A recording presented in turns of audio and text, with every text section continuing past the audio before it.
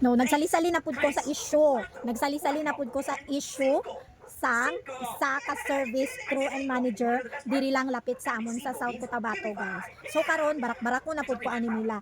Karong di jud ko tani magsali kaso na ako'y FB friends nga nag-share. So sinula ninyo at tribidida pakialamera, sawsawera. Sawsaw pud ko oy. Na naman good guys. Mao man ni daw niya sa pagkaintindi ko sa natabo is si kuya nag-order siya dito sa McDo.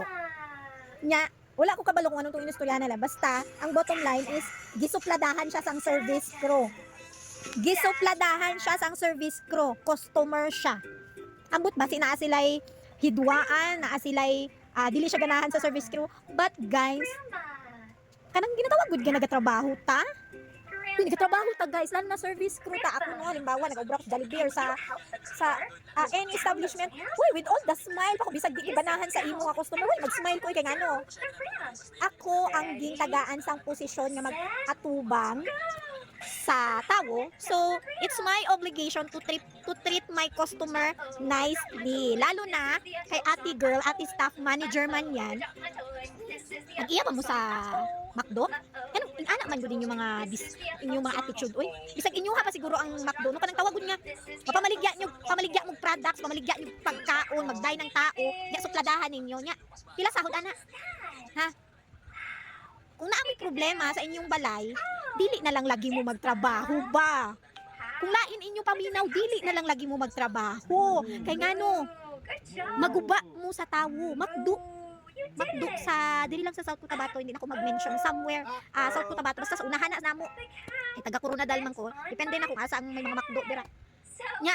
Sa comment section daghan pag nagkuan kay ate girl, nag-ingon nga ay ma'am wala man, ay sir dapat wala nimo ging picturean o sala na jud siguro lapses si sir kay ngano wala niya gitabunan ng itsura sa babae. Pero ako dili ko to tabunan, deserve to sang babae kay bawo mo or ano sa nang tawag sina nang sayings good nga kinahanglan kung naay gagara-gara nga demonya or gagara-gara nga suplada batui sukuli jud. Dili man ni siya bad nga suggestion no, pero maujud na siya ang bagay para sa ilaha. Kay like sa ako mga nabasa, dili lang si kuya customer ang ila gipaagihan, daghan. And syempre marites man jud ta diri napita. Nagkuan akong ulo oy akong hair murag ditindog, murag gusto na ako mag-try dito tapos pangutan-on ako si ate magsinuplaga sa. Te, pila imong sahod te? Pila imong sahod nga nung anak man kasuk sa suplada. Na kay problema sa inyo ha te? Uli na lang te. Nya mag-ingon pa jud ang iban nga cyberbullying daw. Ano pa na ang mga karapatang katao nga nalabag daw kuno sang nag-post. Ha? Diyos ko Lord. Dapat lang gi-post si ate. Kay ngano? Kung wala to siya gi-post, wala ta kabalo, bisag kinsa na lang to ilalang supladahan.